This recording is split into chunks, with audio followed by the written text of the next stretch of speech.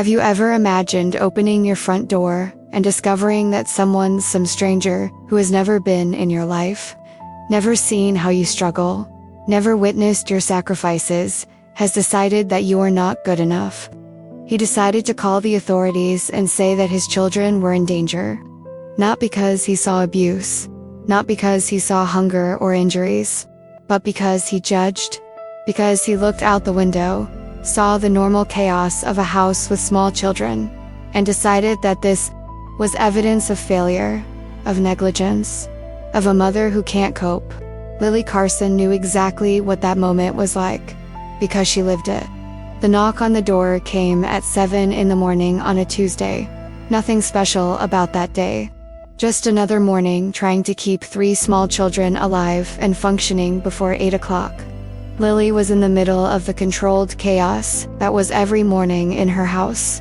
4-year-old Noah, sitting on the living room floor, categorically refusing to wear shoes because they don't hurt. He just didn't want to go to daycare. The twins, Mia and Ava, 18 months old, crying simultaneously in that out-of-tune chorus that only twin babies can create, both wanting to be held at the same time, which is mathematically impossible when you only have 2 arms.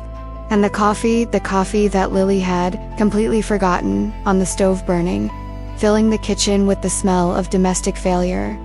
Lily was wearing the same clothes as yesterday because she hadn't had time to change. Her hair was tied up in a messy bun. No makeup. Exhausted from a night where she woke up 4 times with babies who still didn't sleep through the night. And when that knock echoed through the house, her first thought was, no, not now. I don't have time to deal with a salesman or a Jehovah's Witness or whoever. But she went to the door anyway, carrying Ava on her hip while Mia clung to her leg, because that's what mothers do. They keep functioning even when they're at their absolute limit. When she opened the door, she saw 2 women standing on the porch.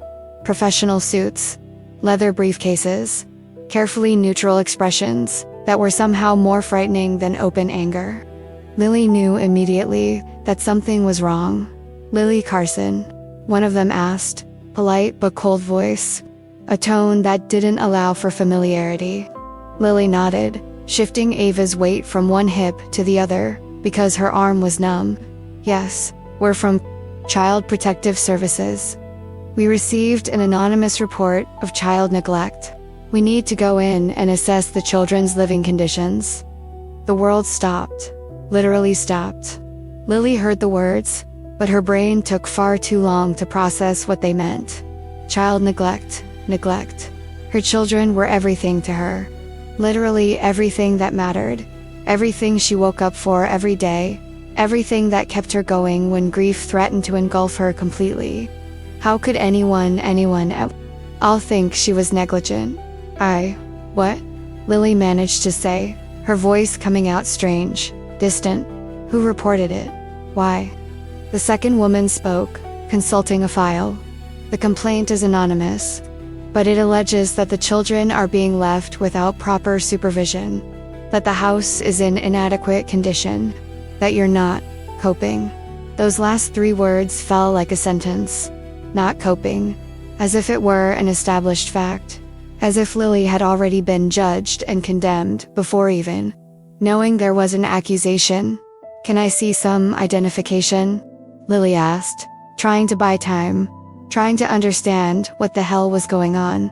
They showed it. It was legitimate. They really were from social services, and they had the legal authority to enter.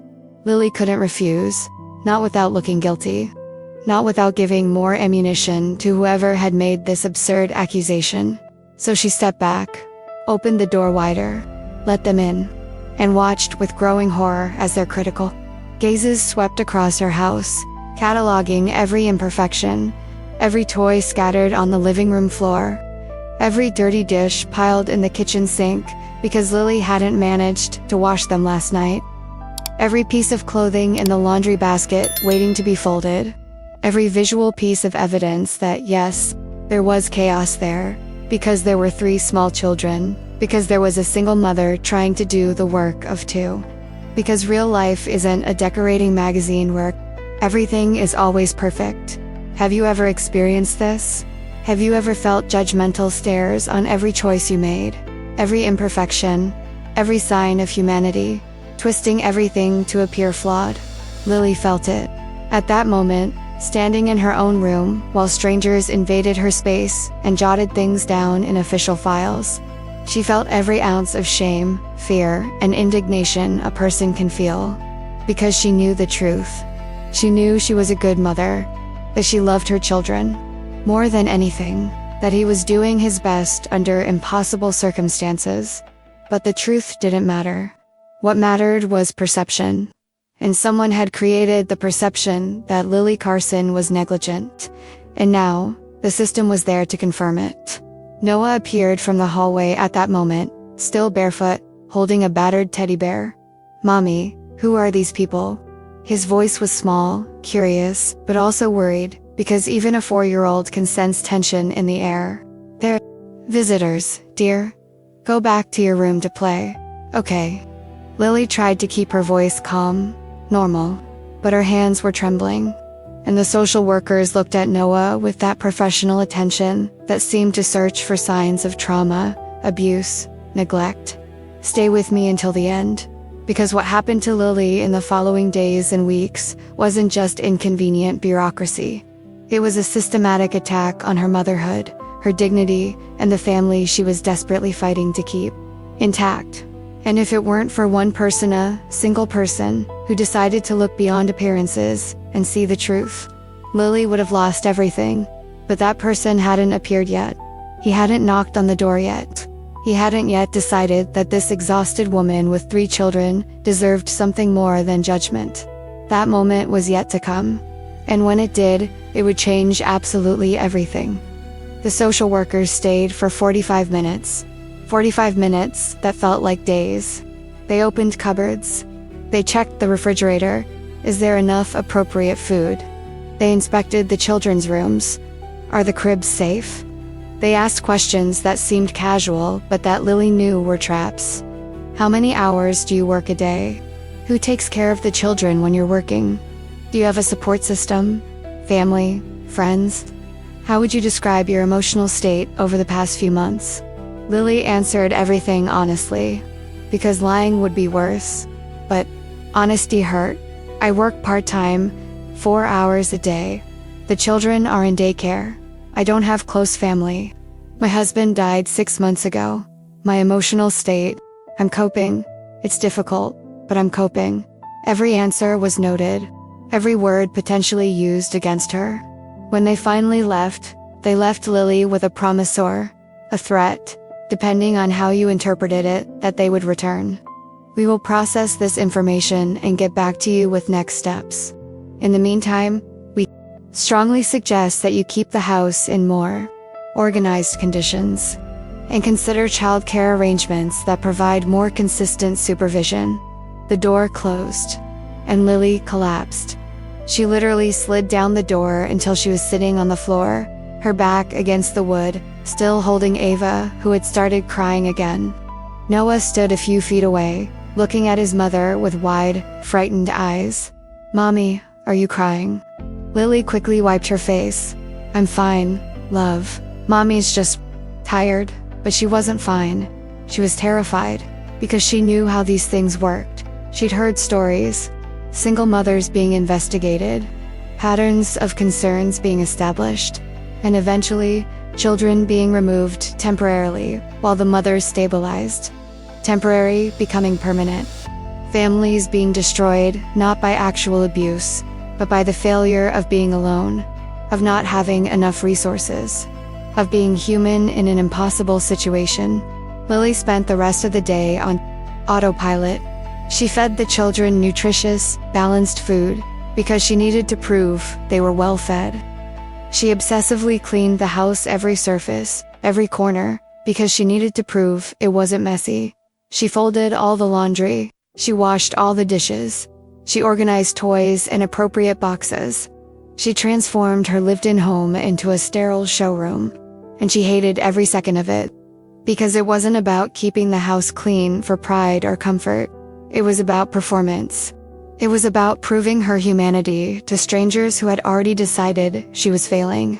If something like this has ever happened to you, if you've ever been judged for doing your best in an impossible situation, share in the comments.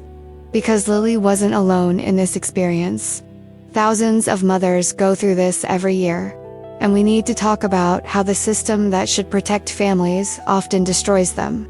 That night, after the children finally fell asleep Noah in his room, the twins in their cribs side by side, Lily sat alone in the dark living room and let herself completely break down. She cried like she hadn't cried since Adam's funeral. Not just from sadness, but from exhaustion, from anger, from injustice. She was doing everything right, or at least everything she could. She woke up every day even when her body begged to stay in bed. She fed the children, she dressed them, she loved them with every fiber of her being. And yet, it wasn't enough. Yet, someone had looked at her life and decided she was failing. Who had reported her, and why? Lily mentally reviewed all her recent interactions. Neighbors. She barely spoke to them. Parents at daycare. She was friendly but distant because she didn't have the energy for friendships. Customers at the coffee shop. Co-workers. Someone had noticed, had judged, had decided that calling social services was the appropriate response, instead of, I don't know, offering help, asking if she needed anything, showing basic human compassion. Loneliness hit hard that night. Adam had died, taking with him not only companionship, but practical partnership. Another person to share the burden. Another person to hold the baby while you cooked. Another person to tell you you're doing a great job when you were convinced you were failing. Lily had no one. And for the first time since the accident, she seriously wondered, will I be able to do this? Or are they right? Am I really not capable? If this part touched you, if you felt the weight of this loneliness and fear, leave a like below. Because stories like Lily's need to be told. People need to understand what it truly means to fight alone against a system that judges instead of helping. The following days were a nightmare of anxiety. Lily expected a knock at the door at any moment. She expected a call saying the decision had been made, that the children would be removed. She kept the house spotless in obsessive cleanliness that left her exhausted, but seemed her only defense. She documented everything, photographed meals, kept records of activities with the children, collected receipts proving she bought adequate food, appropriate clothing, everything the children needed, as if evidence of proper motherhood could be reduced to paperwork. Working at the cafeteria had become torture. Lily was distracted, anxious, constantly checking her phone, expecting bad news. She made mistakes, wrong orders, spilled coffee, incorrect change, and her boss, a 50-year-old woman with limited patience, called her in at the end of her shift. Lily, what's going on? You're not focused? Lily almost confessed. She almost said, I'm being investigated for child neglect and I could lose my children. But she didn't. Because how do you admit that? How do you verbalize your worst nightmare without making it more real? So she just said, I'm sorry. I'm going through some things. I'll get better. And she prayed that it was true. At the daycare, Lily noticed different looks from the teachers. More attention, more questions. Is Noah eating well at home? Are the twins sleeping better? Questions that seemed innocent but that Lily knew were monitoring. Social services had contacted the daycare. They were collecting information, building a case. And Lily could do nothing but smile and answer politely and die inside. If you want to follow the rest of this story and discover how Lily survived, how she found strength when all seemed lost, subscribe to the channel and activate the notification bell. Because what comes next will show that sometimes salvation comes from where you least expect it, from someone who decides to look beyond appearances and see the truth. Lily was at her breaking point when everything changed. It was a particularly difficult morning gay week after the social services visit when everything that could go wrong did. The twins woke up sick, both with fevers. Noah was throwing a tantrum about going to daycare. Lily was late for work. And amidst all this chaos, she realized Noah was gone. The front door was open, and Noah wasn't in the house. The panic that gripped her was primal, visceral. She grabbed the twins, one in each arm, both crying because they felt unwell, and ran outside screaming his name. Noah. Noah. Nothing. He had simply vanished. And Lily knew, with absolute and terrifying certainty, that this was the end. If social services discovered that she had lost her son, even by 5 minutes, it would be final evidence. It would prove that everyone was right, that she couldn't cope. She was in the street, hysterical, when a police car pulled up. And when the door opened and she saw who was getting out, Sheriff Cole Brennan holding Noah's hand. A barefoot but unharmed boy, something inside her broke and was rebuilt at the same time. Because for the first time in weeks, someone was looking at her not with judgment, but with something that felt dangerously close to compassion.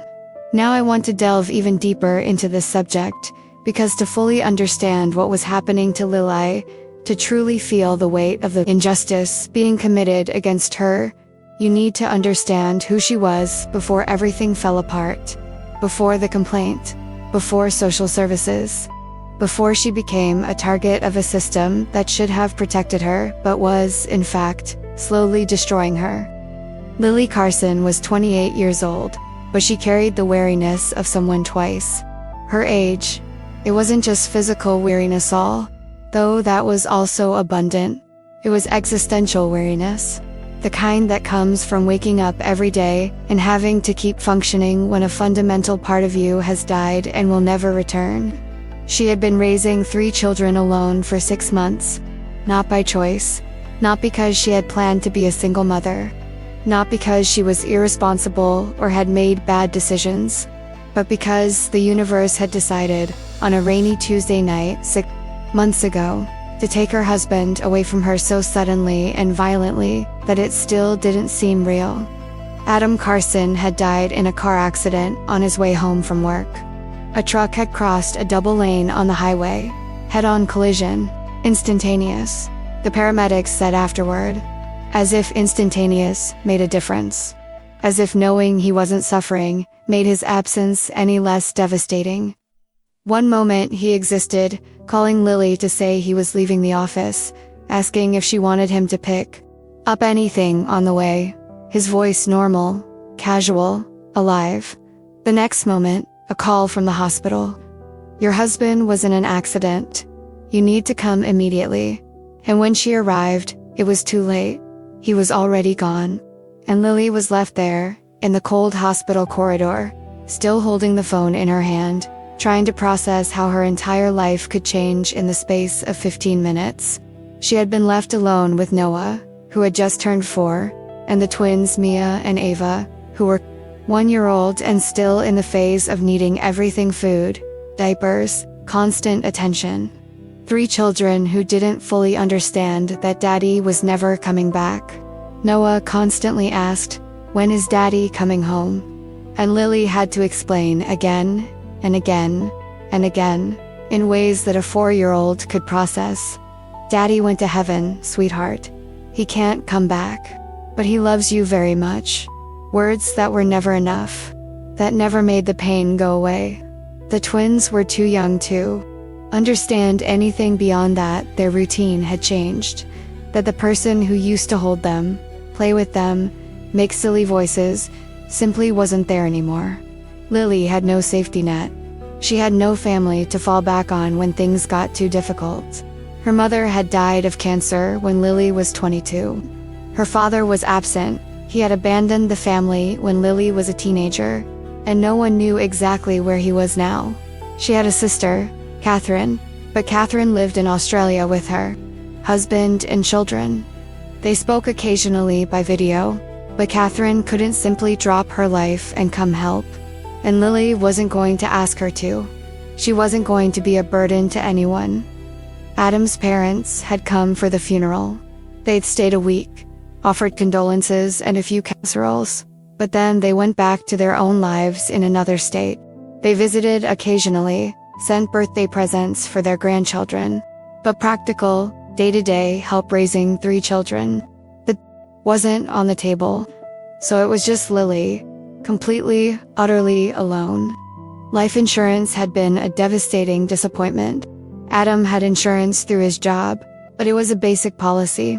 $50,000. It seemed like a lot until you subtracted funeral costs, outstanding credit card debt, and car loan payments. What was left was enough to give Lily a small mattress, 3, maybe 4 months of expenses if she was extremely careful.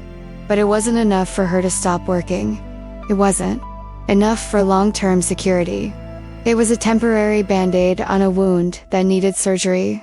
Lily worked part-time at a local coffee shop, a small cafe called Morning Brew that had been a town institution for decades. She'd gotten the job years ago, before the kids stopped when Noah was born, and had recently returned because she needed the income and because the owner, a kind 60-year-old man named Frank, had offered her flexible hours, 4 hours a day, from 9 in the morning until 1 in the afternoon. It allowed her to drop the kids off at daycare, work, and pick them up before the part-time costs turned into full-time, which she couldn't afford. The salary was modest, minimum wage plus tips that varied depending on the day. $500, sometimes $600 a week. It wasn't much, but combined with small savings left over from insurance and some widow's benefits she had managed to claim, it was enough. Barely, but enough. As long as nothing broke. As long as no one got sick. As long as there were no emergencies. Lily lived in a precarious balance where the slightest unforeseen event could throw everything into chaos. Her routine was brutally simple. Waking up at 5 in the morning. That was an hour before the children woke up. An hour to shower, get dressed, make breakfast. Maybe if she was lucky, drink her own mug of coffee while mentally reviewing her to-do list for the day. At 6, the children woke up. First the twins, always the twins, crying. Simultaneously like synchronized clocks. Lily took them out of their cribs, changed their diapers, put them in their high chairs for bottles while waking Noah. He was more difficult. He never wanted to wake up. He always whined to stay 5 more minutes. Lily had to be firm but gentle, pulling him out of bed, dressing him while he was half asleep, brushing his teeth while he complained. At 6:30, they were in the car. Lily drove 8 minutes to the municipal daycare. It wasn't the best daycare. It didn't have an elaborate program or teachers with master's degrees, but it was affordable, subsidized by the state, and the caregivers were kind enough. Lily dropped off the children, kissed each one, promised to be right back, and then drove to the coffee shop. She arrived at 9 o'clock sharp. She put on an apron, forced a smile, served coffee and sandwiches, and tried to be pleasant with customers even when all she wanted to do was fall apart. The work was automatic, repetitive. Taking orders, preparing drinks, cleaning tables, smiling, always smiling. Because tips depended on appearing happy, approachable, no matter what was happening in her personal life. Lily had become good at pretending. Good at putting on a mask every morning and keeping it in place for 4 solid hours. Only when she returned to the car, alone for brief minutes between work and picking up the children, did she let the mask slip, let the exhaustion show, let tears fall occasionally before wiping her face, and regaining her composure. At 1:15, she would pick up the children, and the rest of the day was just survival. Meals, something nutritious, but simple because she didn't have the energy for elaborate cooking. Chicken and rice, pasta with sauce, frozen fish with vegetables. Food that kept them healthy without requiring preparation time. Baths, logistical exercise when you have 3 small children. Twins first, together, because it was more efficient. Noah later, supervised because at 4, he thought he was independent but definitely wasn't. Pajamas, brushing teeth, goodnight stories when Lily had the energy, kisses, lights out, and then, finally, silence. Except it was never complete silence, because the twins still didn't sleep through the night. They would wake up at least once, sometimes twice, needing a bottle or comfort or just someone's presence. And Noah was having nightmares, processing his father's death, the way children process trauma, through interrupted sleep and night terrors. So Lily rarely slept more than 4 or 5 hours, and those were fragmented hours. Interrupted sleep that never allowed for real rest. The attempts to keep the house running were constant and always insufficient. Dirty laundry piled up. Dishes stacked. Toys exploded across the living room. Lily cleaned when she could, but when she could was rarely. Because when she finally had a free moment, the choice was between cleaning or sleeping, between folding laundry or sitting and simply existing for 5 minutes without anyone demanding anything. And often, survival won. So the house wasn't always spotless. It was lived in, it was functional, but it wasn't perfect. And Lily carried guilt for it. Guilt for not being Martha Stewart. Guilt for not always having a presentable house. Guilt for serving simple dinners instead of gourmet meals. Guilt for sometimes putting children in front of the TV for 30 minutes so she could do anything without having 3 little ones. Needing her simultaneously, she knew she was doing her best. Rationally, she knew. But emotionally, she always felt she should be doing more, being more, achieving better. Noah was processing grief through his behavior. Tantrums increased. He constantly tested limits. He refused to follow simple instructions. He regressed. He started wetting the bed occasionally again, after being potty trained a year ago. Lily knew it was normal, that it was part of the process. But it was also exhausting. She didn't have infinite patience. Sometimes I yelled when I shouldn't have. Sometimes I punished him more severely than necessary because I was at my limit, and then he hated me for it. I cried after he went to sleep, feeling guilty for not being a more patient, more understanding, more perfect mother. The twins were easier. In some ways they were still babies. Their needs were simpler. But 2 babies at the same time. It was mathematically impossible to give each one the individualized attention they deserved. Lily did her best. She held one while feeding the other. She took turns holding her.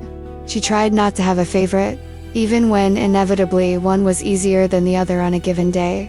But there was always guilt. Always the feeling that neither of them was getting enough from their mother because their mother was being divided among 3. And through it all, there was grief. Lily's own grief that she didn't have time to properly process. Because when you're a single mother of 3 young children, you don't have the luxury of letting go. You don't have time for weekly therapy, or healing retreats, or anything else a childless person can do. You just keep going. You put one foot in front of the other. You function because you have to function. And you swallow your own pain because children need you stable, present, functional. So Lily swallowed it, daily, and the pain accumulated. Comment below. This makes sense to me. Now I want to delve even deeper into this matter. Because the hidden truth behind this whole situation, the revelation that left Lily absolutely devastated when she finally discovered it, was that the anonymous tip hadn't come from a concerned stranger or a surveillance system protecting vulnerable children. It had come from someone she saw every day. Someone who lived meters away. Someone who had watched Lily struggle and, instead of reaching out, had chosen to pull the trigger that nearly destroyed the entire family. Helen Pritchard, 62 years old, retired, widowed for a decade. She had lived next door to Lily for 15 years. Lily found out through a careless comment from one of the social workers during a second visit. Well, the original whistleblower had valid concerns. She lives next door and has observed patterns for weeks. And when Lily pressed who reported, the social worker realized her mistake, but it was too late. I can't divulge whistleblower information, but she didn't need to. Lily knew. There was only one neighbor next door who had a clear view of her house, Helen. And suddenly it all made sense. The glances, Helen always at the window when Lily carried children to the car in the morning. Always casually sweeping the porch when Lily returned.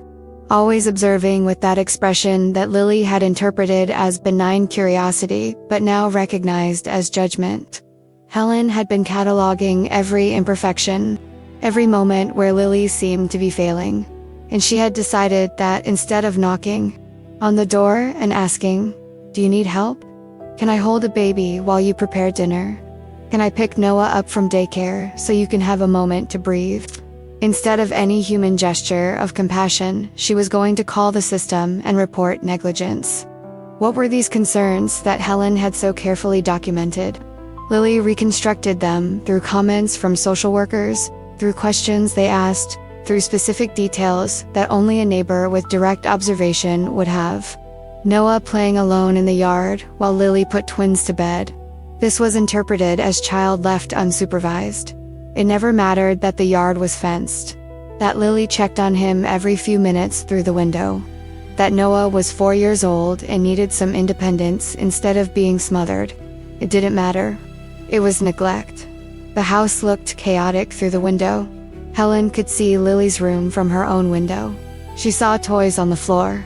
She occasionally saw dishes piled up in the kitchen sink when Lily hadn't had time to wash them.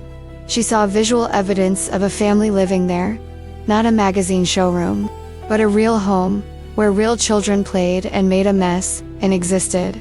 And this was interpreted as inadequate living conditions, as if toys on the floor were evidence of maternal failure, instead of evidence of happy children playing. The children cried too much. Of course they cried. They were babies. Babies cry. It's literally their only form of communication. But for Helen, the crying was evidence that something was wrong, that the children were being neglected. It never occurred to her that perhaps 18-month-old twin babies who had lost their father and were processing enormous change in their little lives might cry more, that this was normal, that a mother responding to crying, which is what Lily always did, wasn't neglect, but exactly the opposite. Helen had never offered help. Not once. In 6 months of watching Lily visibly struggle carrying 3 children alone, always looking exhausted, always rushing, Helen had never crossed the garden separating the houses and asked, "Can I help with anything?" She had never offered to hold a baby. She had never offered to babysit for an hour so Lily could sleep. She had never brought home-cooked meals. She had never shown basic human compassion. She had only observed, judged, and eventually reported. And the impact of this on Lily's life was devastating, not only because of the stress of the investigation itself, but because of the betrayal. Because Lily had believed naively, she realized now that people were fundamentally good, that neighbors cared for each other, that when someone was visibly struggling, the community came together to help. But no, the community came together to judge, to condemn, to turn a woman in crisis into a target of institutional persecution. And it wasn't just Helen. The most painful truth Lily discovered was that the entire town had an opinion about her motherhood, about her abilities, and those opinions were consistently negative. At the coffee shop where she worked, customers whispered. Lily would sometimes overhear fragments while delivering orders. "Poor thing. But will she be able to handle it?" said with a tone of pity that was somehow worse than open hostility. 3 children alone, so young. It's a lot for anyone. I heard the house is a mess. Who's probably Helen's? Spreading gossip disguised as concern? The kids always seem kind of neglected, you know? Lily overheard that comment directly. 2 women sat at a table near the kitchen, oblivious to her being on the other side of the thin wall. Neglected. As if Lily didn't dedicate every second of every day to those children. As if she didn't literally sacrifice everything: sleep, health, sanity for them. But why did Noah sometimes wear the same shirt 2 days in a row when Lily hadn't managed to do laundry? Neglected. Why did the twins sometimes have dirty faces at the supermarket because they'd eaten cookies in the car and Lily didn't have a tissue at the time? Neglected. The judgments were based on nothing substantial. On seeing her running with 3 children in the supermarket, one crying because he wanted candy that Lily couldn't buy. On Noah throwing a tantrum in the parking lot because he didn't want to get in the car. On Lily looking tired, hair in a messy bun, clothes wrinkled, deep dark circles under her eyes because she was tired. Because it was impossible not to be when you're a single mother of 3 young children, working and living in constant exhaustion. But tiredness is not negligence. Imperfection is not abuse. A lived-in home is not an inadequate home. A child wearing wrinkled clothes is not an abused child. But the city saw no nuances. It didn't see a mother heroically fighting against impossible circumstances. It saw a mother failing, and it treated her accordingly, with condescending pity at best, with cruel judgment at worst. The daycare where Lily left her children began to monitor more closely after the social services visit.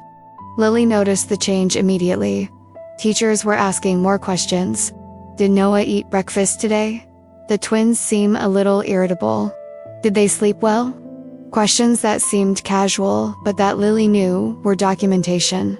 They were being instructed to observe, to report anything that seemed out of the ordinary and normal.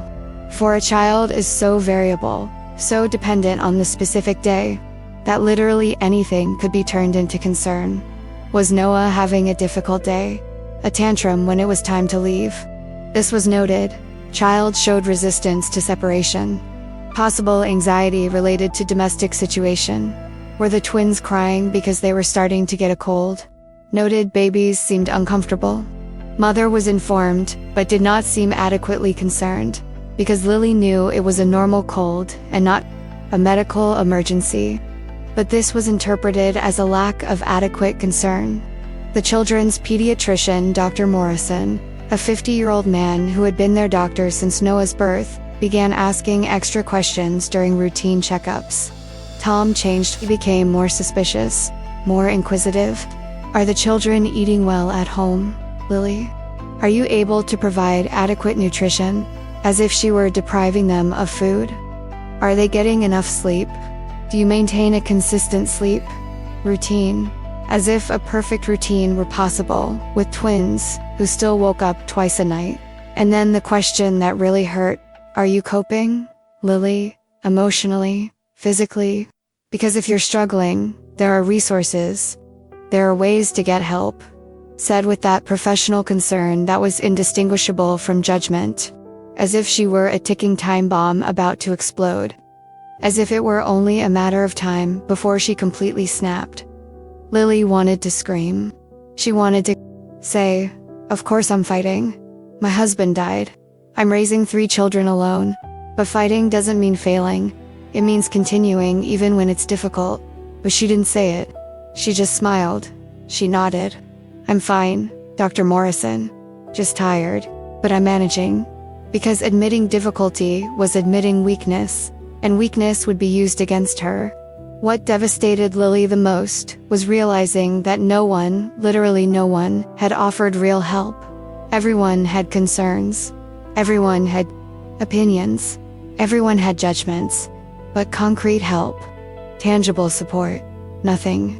Helen could have offered to look after Noah for an hour so Lily could have a break.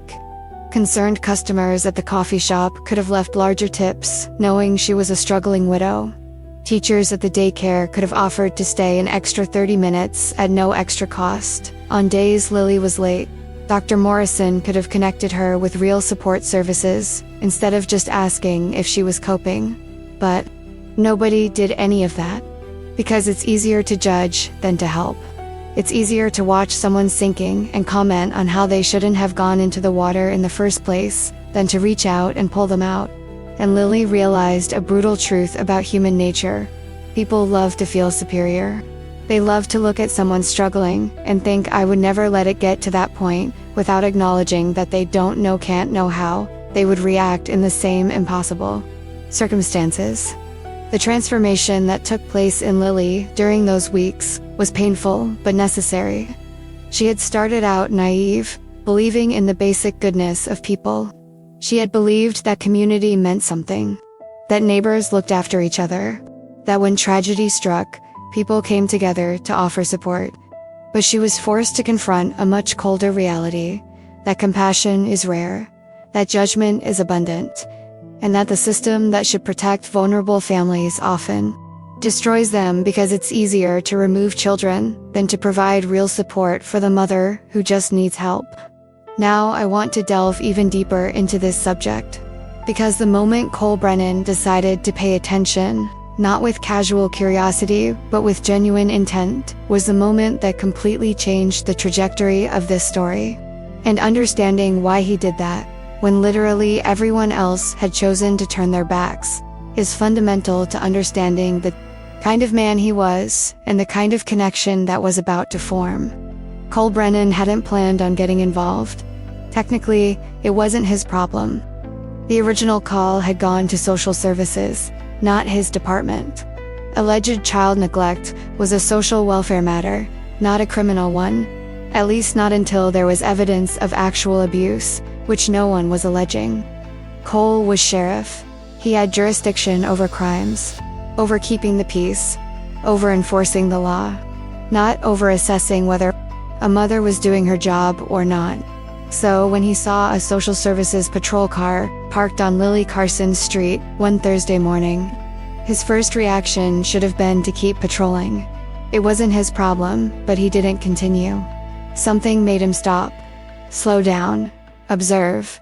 He was patrolling that neighborhood, a quiet residential area, modest but well-kept houses, the kind of place where there were rarely real problems. When he saw the official car, he recognized it immediately by the side markings, Child Protective Services. And then he saw the social workers entering the house, Lily Carson's house. He knew which one it was. A small yellow house with a porch that needed painting, and through the open window, because it was a warm morning and Lily was probably trying to save on air conditioning, he saw the expression on her face when she opened the door for the social workers. Pure terror. Not surprise, not confusion. Terror. The kind of terror that comes from knowing something very bad is happening and you have no power to stop it. Cole had seen that expression before, on crime victims, on people receiving the worst news of their lives. And something inside him paused. Something inside him said, "This isn't right." Cole vaguely knew Lily, a town of 12,000 inhabitants, impossible not to know. He had lived there his whole life. He knew practically everyone by name, or at least by sight. He knew about Lily because he knew about the accident. Adam Carson. It had been called a major accident, a fatal accident on the highway. Cole hadn't been at the scene, but had seen the report. He had seen photos. Devastating head-on collision. Victim killed on impact. And when the name came out, Tatum Carson, 29 years old, married, 3 children, Cole had felt that familiar tightness in his chest that came from knowing that yet another family had been destroyed by an avoidable tragedy. He had gone to the funeral. He didn't know Adam personally, but he went to funerals. When the deaths were under circumstances his department had investigated. It was respect. It was recognition. It was a way of silently saying, "I saw, I witnessed."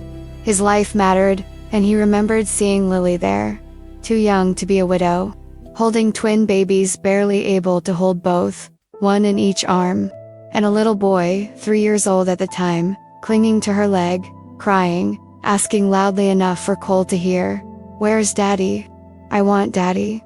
Cole had thought at the time, watching her try to comfort a child while holding babies as she was clearly in the process of falling apart herself. How does anyone survive this? How do you wake up the next day when the world has ended? How do you keep functioning when an essential part of you has been ripped away? How do you raise 3 children alone when you can barely breathe through your own pain? And now, 6 months later, it seemed the answer was bad. Lily was surviving, but barely. And instead of receiving help, she was receiving scrutiny. Instead of compassion, she was receiving investigation. Cole felt anger rising, not explosive anger, but that cold, focused anger that made him good at his job. Anger at injustice, at a system that failed the people who needed it most. He decided to check it out. Not officially.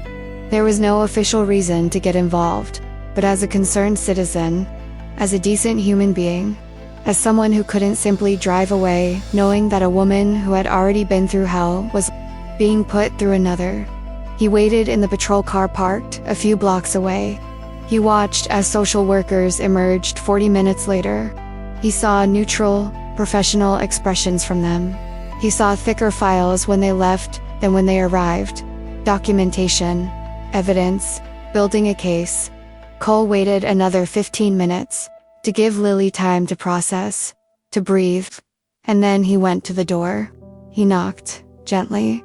Not that authoritative knock a police officer uses when he's officially there, but the knock of someone just checking.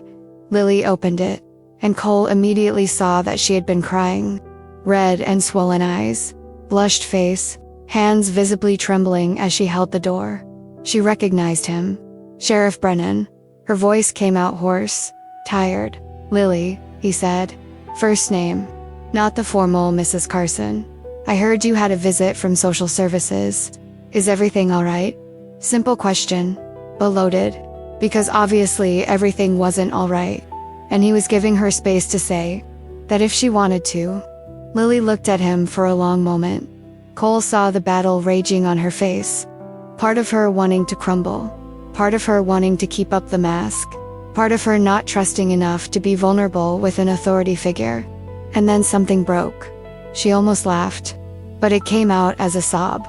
"Someone reported me, said I'm negligent, that my children are in danger." The words came out bitter, not with self-pity, with righteous indignation. "My children, the only things that mattered to me, and someone thinks I would hurt them, that I wouldn't take care of them." Cole saw tears starting to well up again. She angrily wiped them away. "Sorry, you probably don't care. You have real things to deal with. May I come in?" Cole asked. Lily hesitated. Cole understood. Let another officer in after what had just happened. Risky, but she backed down. She let him in. And Cole entered slowly, unhurriedly, maintaining non-threatening body language. He wasn't there as sheriff. He was there as, what, neighbor, friend, decent person. Cole looked around. He saw the house, and he immediately understood what had happened. It wasn't immaculate. There were toys scattered around the living room blocks. Dolls, toy cars. There were dishes in the kitchen sink, a modest pile. Nothing absurd. There were clothes in a basket in the corner, waiting to be folded.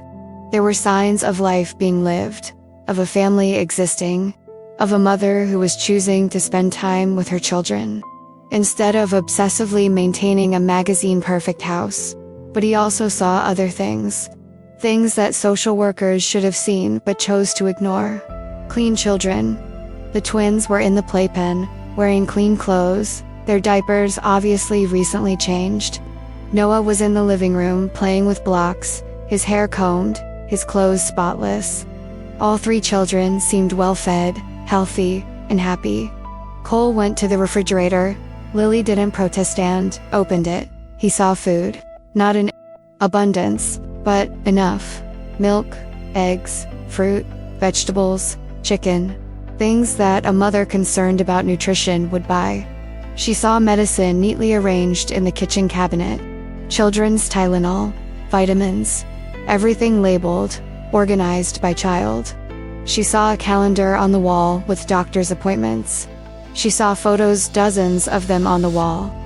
A family that used to be complete. Adam with baby Noah. Adam holding newborn twins. Wedding photos. Memories of a life that was brutally interrupted.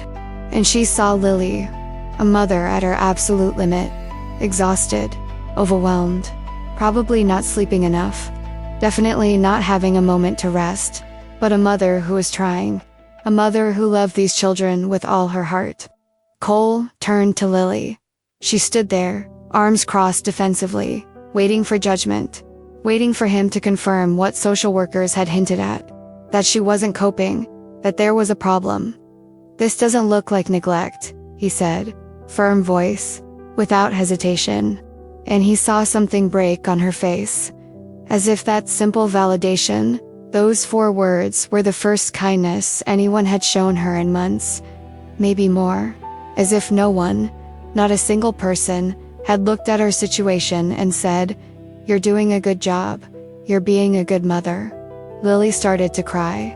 Not delicately, but that ugly cry of relief and accumulated exhaustion. She covered her face with her hands, shoulders shaking, and Cole, without thinking, closed the distance between them and placed his hand on her shoulder, gentle, stabilizing, not romantic, not inappropriate, just human. Hey, you're doing a great job considering the impossible circumstances. Whoever reported you either doesn't understand this or is being cruel, but I see you. And I see a mother who loves these children and who is doing everything she can. Comment below. This makes sense to me. Now I want to delve even deeper into this subject, because the event that truly connected Cole and Lily, that transformed him from a distant authority figure into someone fundamentally intertwined in her life, happened 3 days after that first visit. And it was exactly the kind of situation every parent has nightmares about. But for Lily, it represented not just normal parental fear, but an existential threat to the entire family. Because when you're under the scrutiny of social services, when your every move is being evaluated, judged, documented, a single mistake, the same mistake any parent would make, can be the final piece of evidence that destroys everything. Cole was in the office finishing up paperwork for a minor case when a call came over the radio. The dispatcher's voice, urgent but controlled. "We have a missing child reported. Boy, approximately 4 years old, brown hair, wearing a blue t-shirt and green shorts. Last seen, blocked 300 of Maple Street, near the intersection with Oak." Cole felt his stomach drop. Maple Street, that was Lily's street, and a 4-year-old child. Noah. It had to be him. How many children that age were there on that specific block? He didn't wait for confirmation. He didn't delegate to another officer. He just grabbed the car keys and ran. He left the parking lot with such urgency that others stared. And as he drove 3 minutes that felt like 30, his mind raced. If it was Noah, if he was lost, if something happened to him, Lily wouldn't survive. Not emotionally, and certainly not legally. Social services was already building a case against her. 4-year-old child lost would be perfect evidence of inadequate supervision. It would be justification for removing all 3 children. It would be the end of everything. Cole arrived in the area and began a systematic sweep. Trained eyes scanning streets, gardens, anywhere a small child might be. And then he saw it. 2 blocks from Lily's house, on the sidewalk. A small figure sitting on the curb, arms around his knees, clearly crying. Cole recognized him immediately. Noah. He stopped the patrol car, turned on his lights to warn traffic, got out quickly, but without running. He didn't want to scare the boy more than he already was. Cole approached slowly. He crouched down to the boy's level, keeping a respectful distance. "Noah, do you remember me? Sheriff Brennan? I was at your house a few days ago." Noah lifted his head. His face was stained with tears. His eyes were red. His feet were bare and dirty from walking on the hot asphalt. He sobbed, "I want my mom." A small, frightened, lost voice. Cole felt a pang in his chest. "I know, champ. We'll take you to her right now, okay? Do you know where she lives?" Noah nodded, vaguely pointing in the right direction. Cole held out his hand. "Come with me. I'll take you back to Mommy." Noah hesitated for just a second before taking Cole's hand, an instinctive trust that children have for figures who seem safe. Cole picked him up. The boy was too light, probably always thin, but now he seemed especially carried him to the patrol car. He put him in the back seat, fastened his seatbelt, and gave him the teddy bear that the department kept for exactly these situations. "You're safe now, Noah. We're going to find your mother." As he drove back, Cole tried to keep Noah calm. "Were you playing outside?" Noah shook his head. I wanted to see if Daddy was there. Mommy said Daddy's in heaven. But I thought maybe he was just lost, like me." And Cole felt his heart break. A 4-year-old, trying to understand death, trying to reconcile the permanent absence of a father, and doing what children do, interpreting, literally, looking for concrete solutions to problems that have no solution. When they arrived at Lily's street, Cole saw her immediately. She was out there, in the street, hysterical, screaming Noah's name in a voice that was getting hoarse, running around, holding twins one in each arm, who were crying because their mother was clearly panicking. Her hair was wild, her feet were bare. Still in her pajamas at 11 in the morning because she had clearly run out the moment she realized Noah was gone. When she saw Cole's patrol car, when she saw Noah in the back seat through the window, her legs literally gave way. She collapsed to her knees right there on the hard asphalt sidewalk, still holding her twins. Tears of relief so intense her whole body shook. Cole stopped the patrol car, got out quickly, went to the back seat and released Noah. The boy ran to his mother. "Mommy, Mommy, I'm so sorry." Lily hugged him tightly with one arm while holding Ava with the other. Mia pressed between them. She frantically checked Noah's hands, running over his body searching for injuries. "Are you hurt? Are you okay?" "Oh my God, Noah, you scared me so much." Cole stood there, observing the meeting, giving them time. Then he approached. He gently took Ava from Lily's trembling arms, because she clearly couldn't hold both babies and Noah. "Let me help." Lily looked at him with a mixture of gratitude and terror. Gratitude for bringing Noah back. Terror, because she knew exactly what that meant. She knew Cole would have to report it, that it would be more evidence against her. Cole helped her to her feet, difficult because she was still holding Mia, and Noah was clinging to her leg. He practically guided them back inside the house. He closed the door. He gently placed Ava in the playpen with her sister. And then he turned to Lily, who was standing in the middle of the room, trembling violently, waiting for judgment, waiting for him to say what everyone else would say, that she had failed, that she had proven she couldn't handle it. "What happened?" Cole asked, not accusingly, but wanting to understand. Lily struggled to speak through sobs. The twins. They both soiled their diapers at the same time.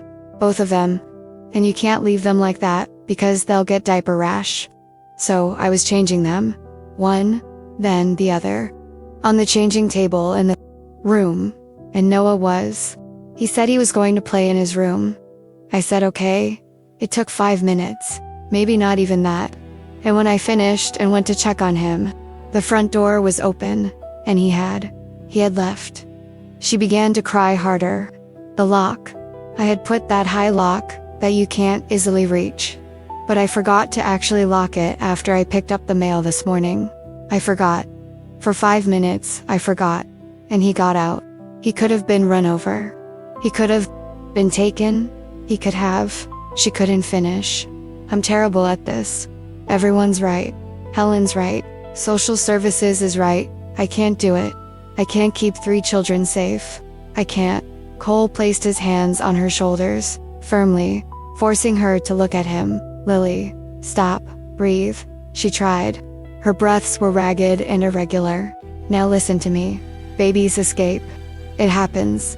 It happens to the best parents. It happens to families with 2 parents, where one can keep watch while the other deals with emergencies. You were dealing with 2 babies who needed to be switched. You couldn't clone yourself. You couldn't be in 2 places at once. But I should have. You should have what?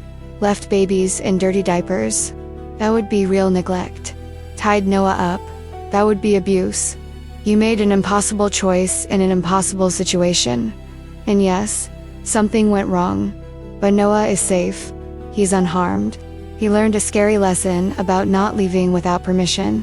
And you paused, making sure she was listening. You're not negligent. You're human. And you're doing this alone. That doesn't make you a bad mother. It makes you a hero. Because most people couldn't do what you do every day.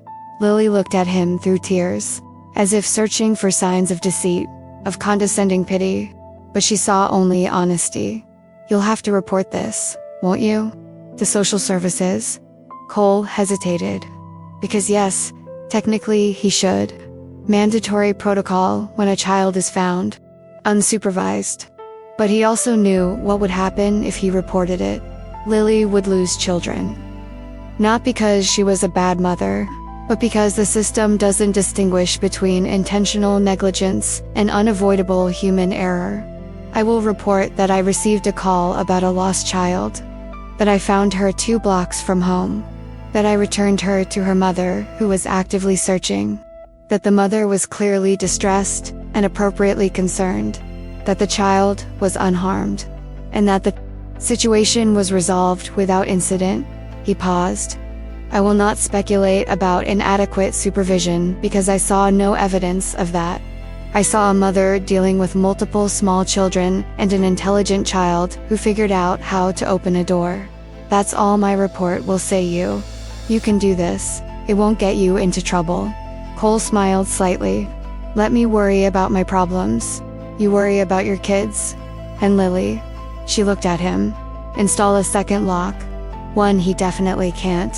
Reach, and keep the car keys hidden. Kids that age are ninjas. You have to be one step ahead. It wasn't criticism. It was practical advice from someone who understood. Now, I want to delve even deeper into this subject.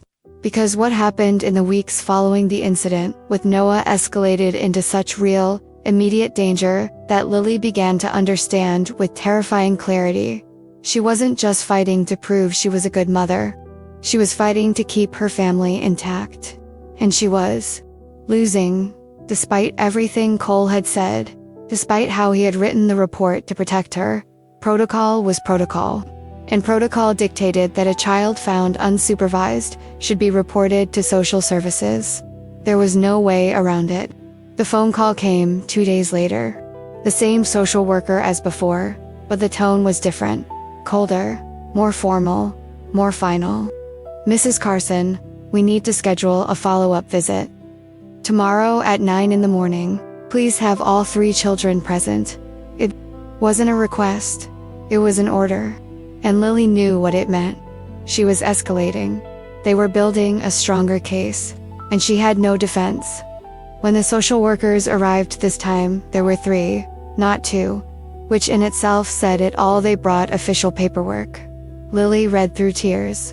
Formal assessment of parental capacity, established pattern of neglect, potential risk to minors. The words swam across the page. Lily tried to focus, but panic was making it impossible to think.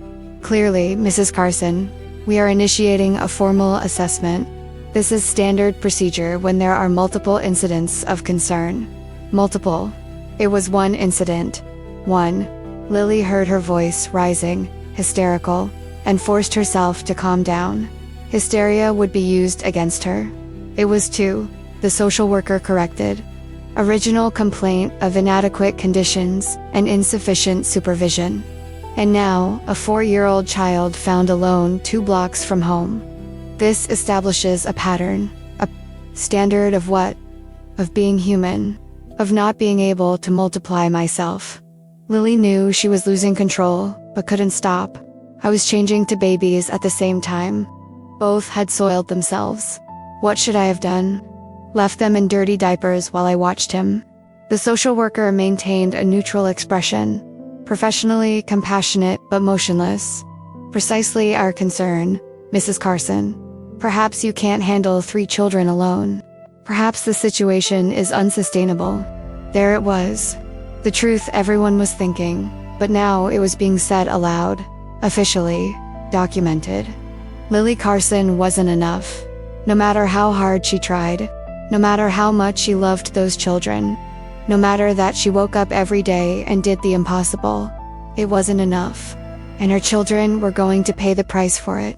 This may result in temporary removal of the children while we determine if you are capable of providing adequate long-term care. Removal, taking the children away, placing Noah, Mia, and Ava in foster homes, probably separated, because finding a home that could accommodate 3 young children at once was statistically improbable. Noah would go to one family, the twins to another, fragmenting a family already broken by Adam's death. Temporary that often became permanent because once children enter the system, leaving is exponentially more difficult. Lily felt her world crumble. Please, no. They're all I have. Everything. I'll do better. I promise. I will. It's not about promises, Mrs. Carson. It's about demonstrated ability. And based on what we've observed, there are legitimate concerns. The formal assessment began that day. And it was a nightmare that stretched for weeks. Constant visits, 3-4 times a week. Always without prior notice. To observe real conditions, they said. Lily woke up every day, not knowing if social workers would show up. Not knowing if every moment would be observed and judged. The house always had to be spotless. The children always had to be perfectly dressed.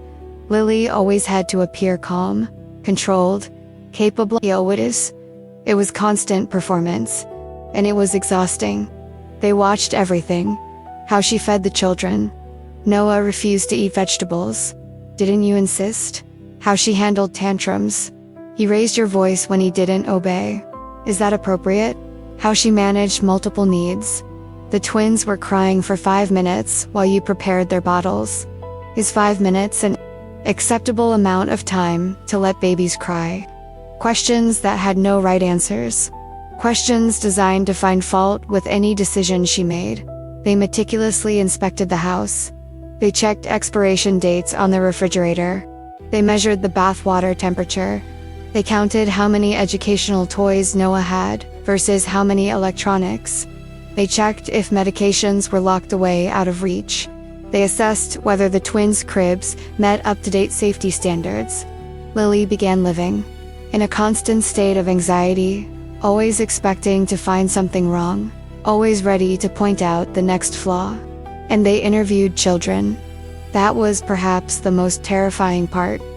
Noah, just 4 years old, was taken to a separate room and asked about life at home. Is your mommy nice to you? Do you have enough food? Are you happy? Does your mommy yell a lot? Are you afraid of her? How does a 4-year-old process these questions? How does he know that a wrong answer by criteria he doesn't understand could result in being taken away from his mother, his home, everything he knows? Noah answered honestly, the way children do. Sometimes mommy yells when I don't listen, noted as potential evidence of inadequate discipline. Sometimes I eat pasta for dinner, noted as a possible lack of nutritional variety. I miss daddy, noted as an indicator that the child was processing grief without adequate support. Lily wasn't present at those interviews. She couldn't defend interpretations. She couldn't explain context. She couldn't say, I yell when he runs into the street because it's dangerous and I need him to understand the urgency. Or, I serve pasta when I'm too exhausted to cook elaborately. But he also eats fruits, vegetables, and balanced protein the rest of the week. Or, of course he misses his father. We all do. But that doesn't mean I'm not supporting him. It means we're grieving. But explanations didn't matter. Only naked, facts decontextualized, used as weapons. Lily stopped sleeping completely. Literally. She stayed awake all night, even when the twins were asleep, even when Noah was quiet. She would lie staring at the ceiling, her mind racing through every interaction of the day. Everything she had said or done that could be misinterpreted, every moment that could be used against her. She started having panic attacks, tightness in her chest. She couldn't breathe. Her heart raced as if she were running a marathon, even while sitting down. And the more anxious she became, the harder it was to function. It was a vicious and cruel cycle. She was being evaluated at the worst possible time, and the evaluation itself was making her worse. Nobody saw it. Nobody recognized that they were observing a mother under extreme stress. They themselves were creating in, then using stress behavior as evidence of general inability. It was a self-fulfilling prophecy. Deciding she couldn't cope, and then creating conditions that ensured she appeared unable to cope. And through it all, Cole was the only person she saw. He started showing up more often, unofficially, just showing up. I was passing by. I thought I'd check on you. He saw her exhaustion. He saw her trembling hands as she picked up her coffee mug. He saw how she startled at every unexpected noise. Lily, when was the last time you really slept? She laughed humorlessly. Defined, really? More than 3 hours? Without waking up in a panic, she thought. I don't know. Weeks. Cole frowned. You can't keep going like this. You're going to destroy yourself. Better I destroy myself than they destroy my family. Cole started doing practical things. He installed a better alarm system on the door, multiple locks that Noah definitely couldn't open. He brought in security gates for all the stairs and exterior doors. He arranged for a different neighbor, not Helen, but an elderly lady across the street who was genuinely kind to check on Lily a few times a week, offering to hold the baby for an hour here and there to give her a break. Small things that made a huge difference. But they both knew it wasn't enough. Because the real problem wasn't the physical security of the house, or a lack of occasional support. The real problem was that the system had decided Lily was unsuitable. And once the system decides, reversing it is almost impossible. Comment below. This makes sense to me. Now I want to delve even deeper into this subject, because the moral dilemma Cole faced in the following weeks wasn't a simple conflict between right and wrong. It was much more complex. It was a conflict between what was legal and what was just. Between following the system and following his conscience. Between protecting his own career and protecting a family that clearly needed a defender. And the more involved Cole became, the more he realized he was walking a tightrope where any wrong step could cost him not only his job, but also his credibility, reputation, and potentially his ability to help anyone else in the future. Cole knew he was treading on a dangerous line. Technically, social services had authority here, not him. Alleged child neglect event, when there was no real evidence of neglect of their jurisdiction. He was sheriff. He dealt with crime, with public order, with law enforcement. He had no legal power to intervene in child welfare assessments unless there was a clear crime being committed. And there was only a system failing to distinguish between inadequate and overburdened mothers. There was only bureaucracy blindly following protocol without considering human context. But Cole also couldn't stand by and watch Lily be systematically destroyed by a system that supposedly existed to protect families. Not when he clearly saw what was happening. Not when he had witnessed firsthand that Lily was a good mother under impossible circumstances. So he did what he knew how to do. He investigated. Not officially. Not as part of a criminal investigation. But as a concerned citizen trying to understand the truth behind the accusations. He went to speak with Helen Pritchard. He appeared at her door one afternoon, out of uniform, trying to appear non-intimidating. But Helen knew who he was, and she immediately became defensive when she saw him. Sheriff Brennan, can I help you? I hope so, Mrs. Pritchard. I wanted to ask you some questions about a complaint you filed against Lily Carson. Helen stiffened. I don't know what you're talking about. Ma'am, I know it was you. I'm not here to cause trouble. I just want to understand. Why did you call social services? Helen looked around nervously, as if checking if neighbors were watching. Then she sighed. Those children need proper supervision. I see things. Cole kept his tone neutral. What things specifically? The boy playing alone in the yard.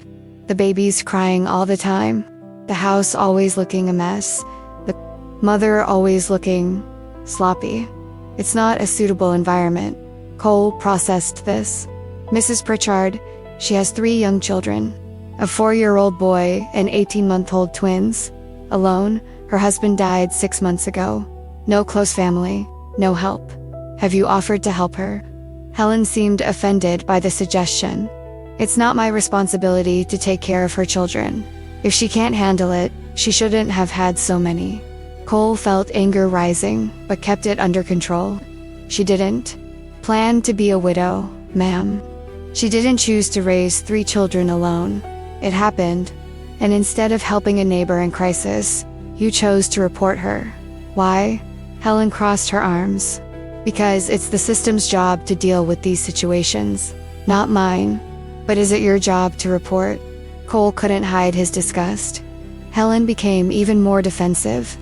I did what I thought was right. If you don't agree, that's your problem." And she closed the door. Cole stood there on the porch for a moment, processing. The accusation had come from judgment, not from genuine concern for the children's well-being.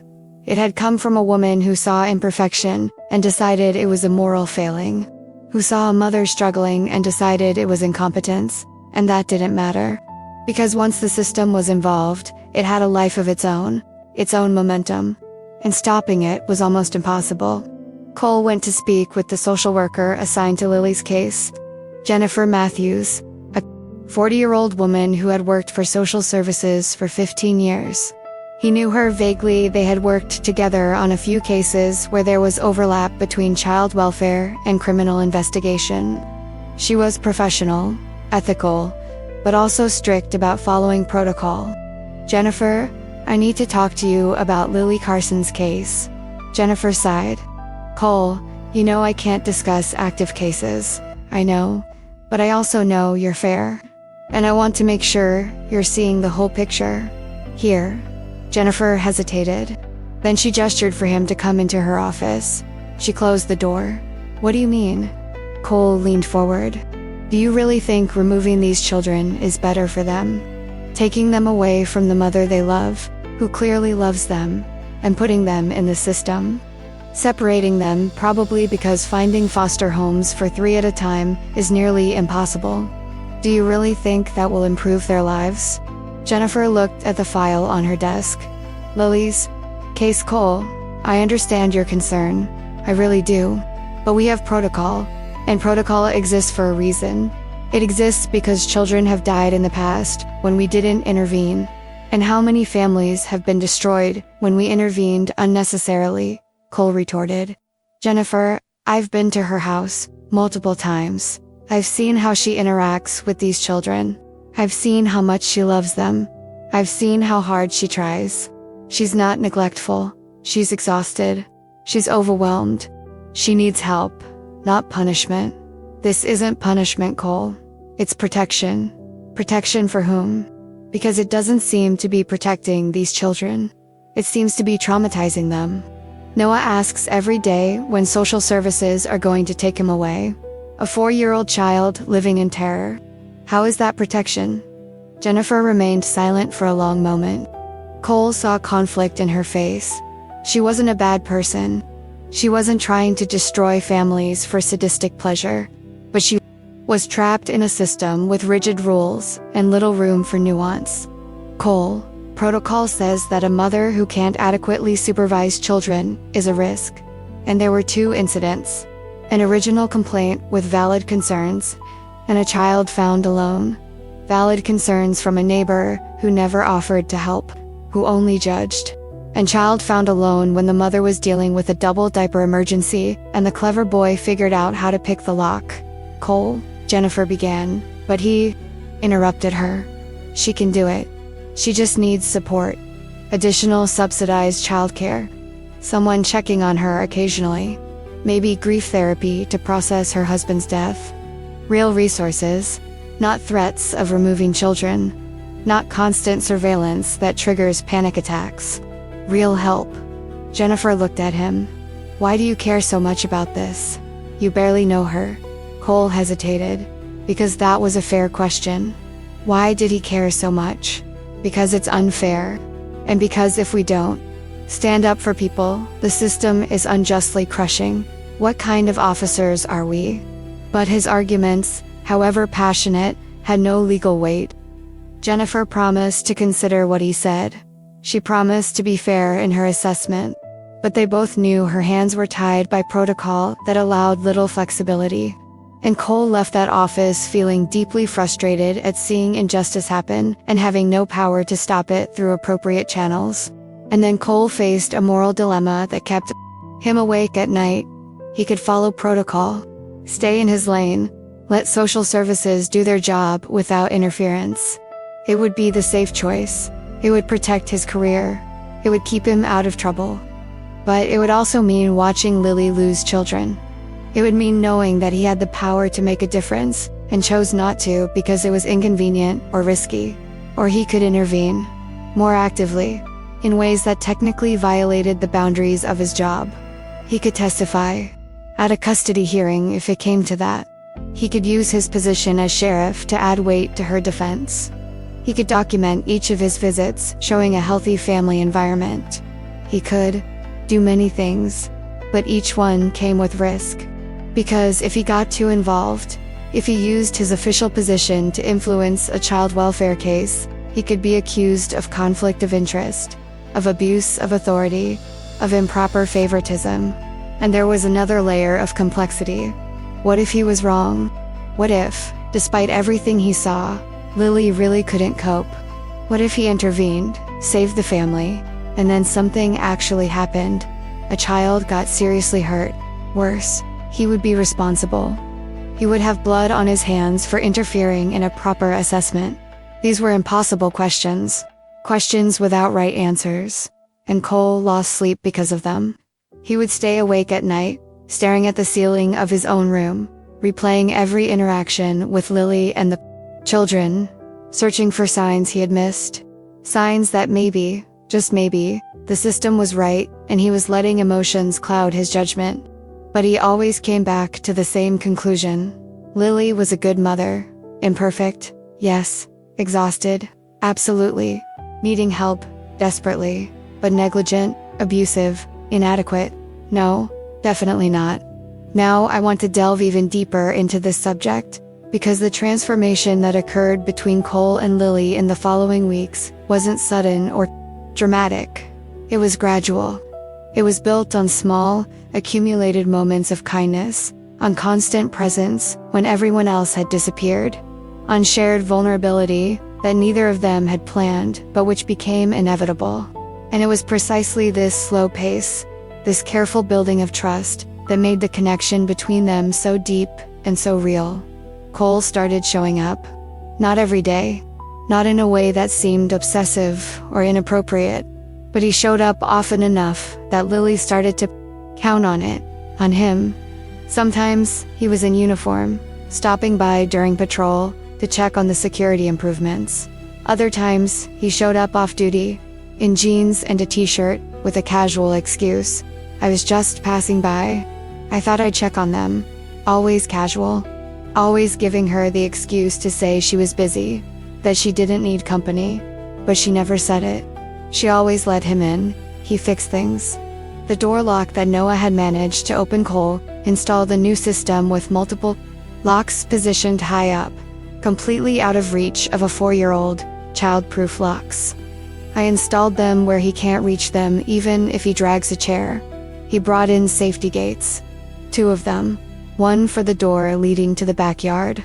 Another for the stairs leading to the basement. 4 exterior doors and stairs. Just in case. Standard safety. He checked smoke detectors, replaced batteries, and installed a carbon monoxide detector that Lily didn't have because she couldn't afford it. Lily tried to protest.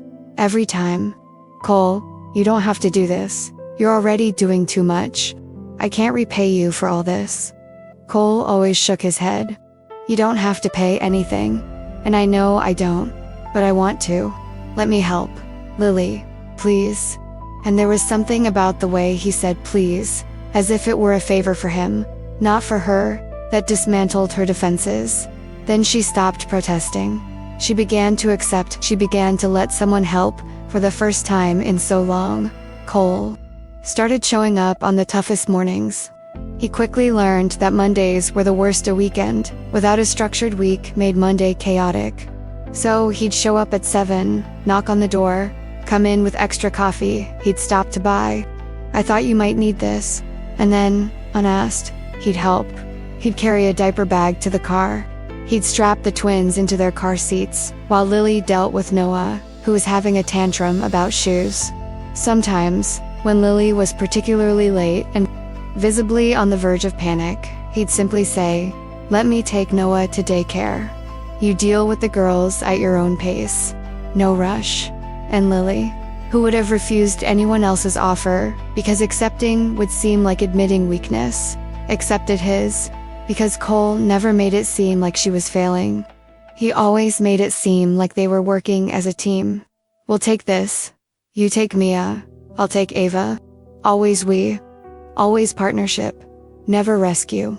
And that distinction mattered more than he probably realized. Cole played with the children. At first, they were shy around him, especially Noah, who had been afraid of male authority figures since his experience with social workers. But Cole was patient. He would sit on the floor with Noah, play with blocks, build towers for Noah to knock down. He made silly voices for the toy cars. He pretended to be a dinosaur that Noah captured. And little by little, Noah began to laugh. He started looking for Cole when he appeared. Will you play with me? And Cole always said yes. With the twins, he was gentle, but not hesitant, in the way many men were around babies. He held them confidently. He held Mia while Lily changed Ava. He made silly faces that made them laugh. He walked around the room with one in each arm when they were both fussy, giving Lily 10 minutes, just 10 minutes, to do something on her own, to shower, to eat, to breathe. And those 10 minutes made a huge difference. Gradually, Lily stopped resisting. She stopped seeing his help as charity she needed to refuse to maintain her dignity. She began to see it as, what? Partnership, friendship, something that was starting to feel dangerously close to something deeper, but that she wasn't ready to name yet. She began to relax when he was there, to truly laugh for the first time in months, to feel that maybe, just maybe, she wasn't completely alone in this impossible battle. One night, after the children had finally fallen asleep, process that had taken to hours of stories, water, trips to the bathroom, more water, more stories. Lily and Cole sat in a small living room. She had made tea, not because she had anything fancy to offer, but because it was a gesture of hospitality she could manage. Her hands trembled as she held the mug, not from cold, from accumulated exhaustion and emotion she had held back all day. I don't know how to thank you for everything you've done, she finally said. Her voice was low, vulnerable. You didn't have to do any of this. You don't owe me anything. And yet you're here, every day, helping, and her voice faltered. Cole put his mug down. He leaned forward, his eyes meeting hers. Lily, you don't need to thank me.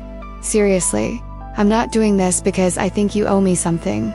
I'm not doing it because I feel sorry for you. I'm doing it because, he paused, searching for the right words, because you deserve help. Because your children deserve someone to support their mother. And because you're the strongest person I know. And yet you're carrying a weight that no one should have to carry alone. But I need you to know. Lily continued, tears starting to fall now. You're the only person who hasn't judged me, who hasn't made me feel like I'm a failure, who hasn't looked at my life and seen a mess, but has seen a mother trying. Everyone else, neighbors, social workers, even people at the coffee shop, they all look at me like I've failed, like I'm inadequate. But you, she wiped her face angrily. I'm sorry. I didn't mean to cry again. Cole took her hand. Not romantically, not with sexual intent, but with deep human connection, with compassion. Lily, look at me. She looked up at his face. You're not a failure. You're in an impossible situation, a situation most people couldn't navigate. And you're not just navigating, you're loving these children with every part of you. They're clean, fed, safe, loved. They laugh, they play, they're happy. That's not failure. That's success under circumstances that would destroy weaker people. I miss him so much, Lily whispered. Adam, he would be good at this. He would know what to do. He would have the patience I don't have. He could keep the house organized and the children happy and everything running smoothly. And I'm just surviving. Barely. Some mornings I wake up and I don't know how I'm going to get through the day. I don't know where I'm going to find the energy to keep going. She looked at her own hands. And I hate myself for it. For not being strong enough. For not being what they need. Lily, Cole squeezed her hand. Survival is enough sometimes. Nobody expects you to be perfect. Nobody who matters. At least And you're doing more than just surviving. You're loving these children. You're showing them every day that they matter, that they are loved. That's all that really matters. The rest, clean house, elaborate meals, the appearance of having it all together, is just appearance. It's not substance. Something shifted in the air between them at that moment.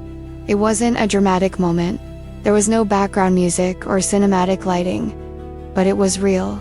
It was the recognition of a deep connection that had formed without either of them fully realizing it, of mutual respect, of admiration, of the beginning of something neither of them had sought, but that was inevitably growing nonetheless.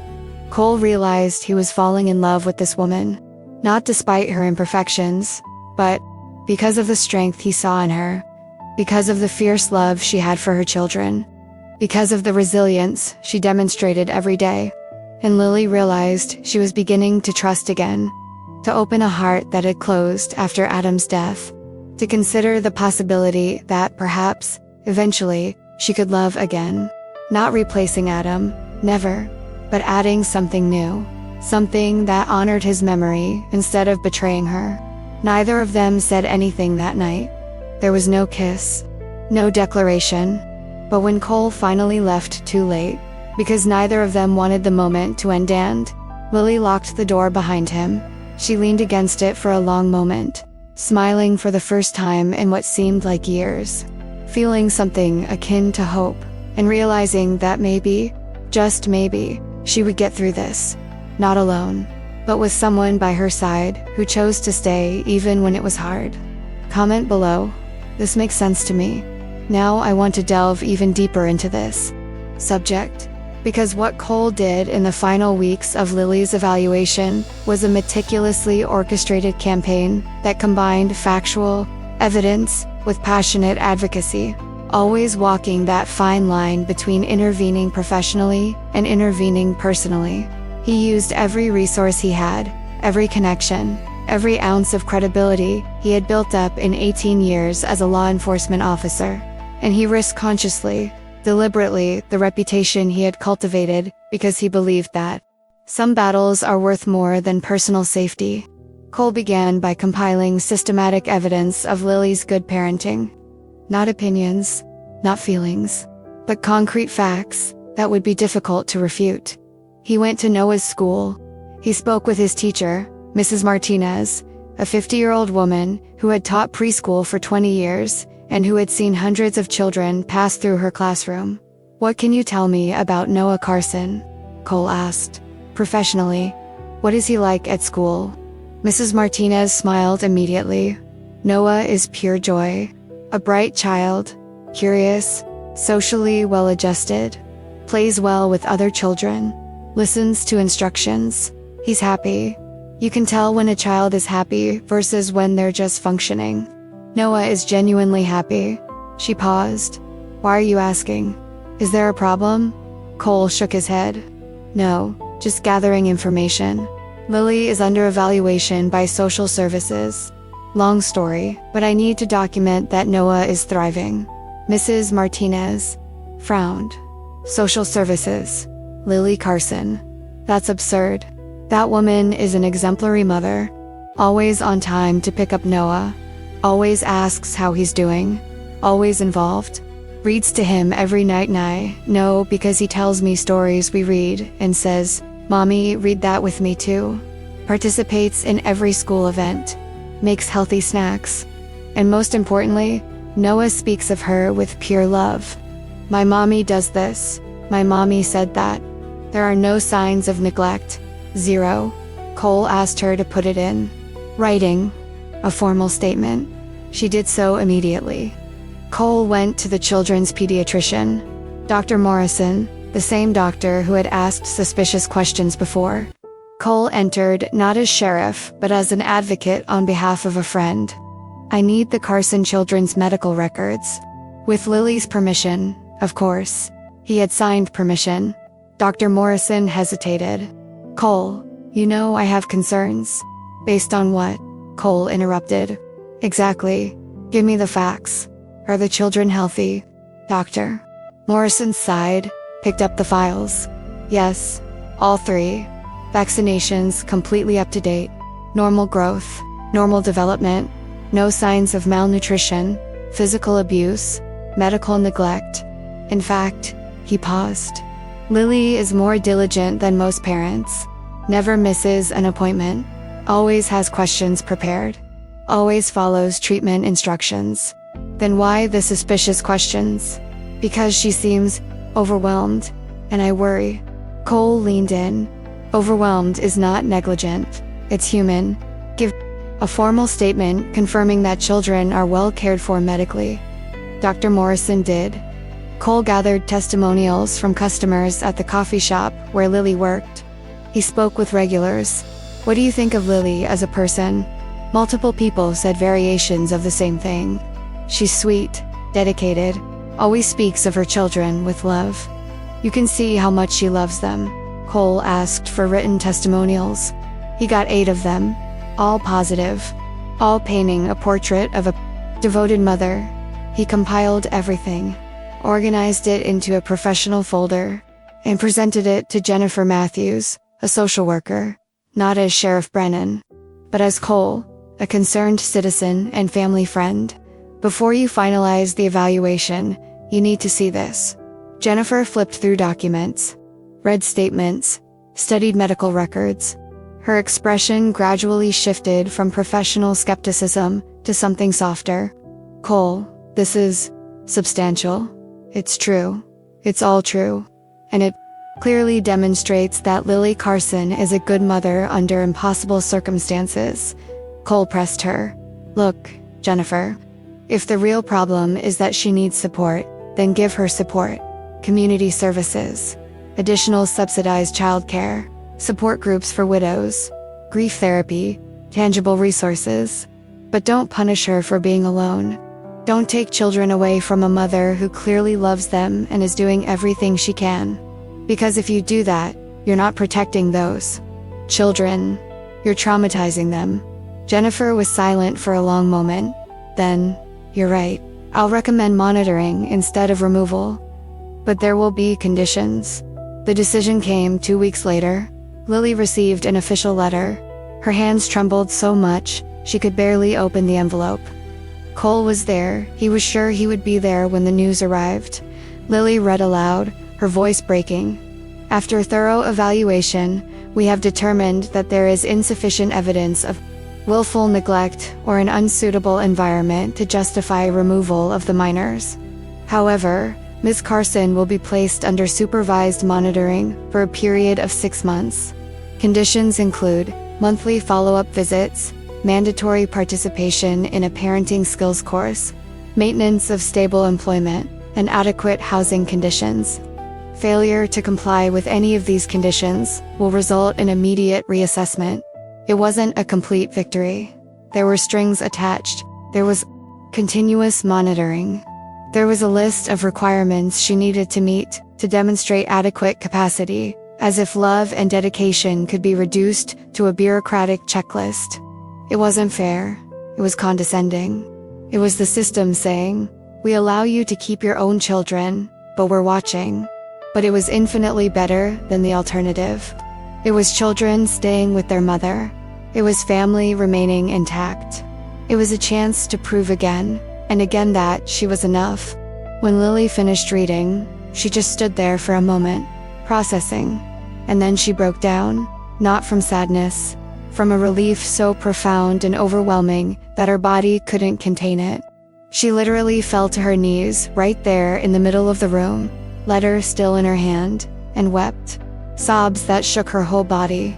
Months of fear, of terror, of living under the constant threat of losing everything, finally released. Cole was beside her in seconds, kneeling on the floor, pulling her into a tight embrace. "You did it. They're staying with you. It's over." Lily clung to him like an anchor. "Thank you, God. Thank you. I couldn't have done it without you. You saved my family. You." She couldn't finish. She just cried against his chest as he held her, his hand stroking her back, whispering comfortingly, "You could have done it. You're stronger than you think.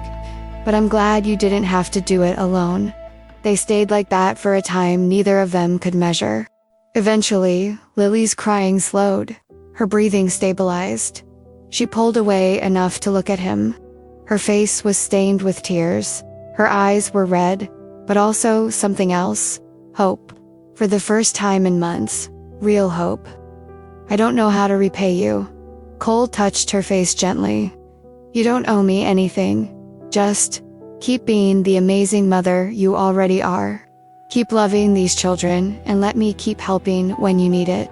That's all I want." And for the first time since Adam's death, Lily felt something beyond survival. She felt possibility. She felt that maybe she would not only succeed, but eventually thrive. She felt she had found someone who truly understood, who didn't judge, who didn't see weakness but strength, who chose to stay even when it was complicated, difficult, inconvenient. That night, after the children finally fell asleep, after Lily had read 3 extra stories, because she was so relieved she wanted to celebrate with them without explaining exactly why Cole was still there.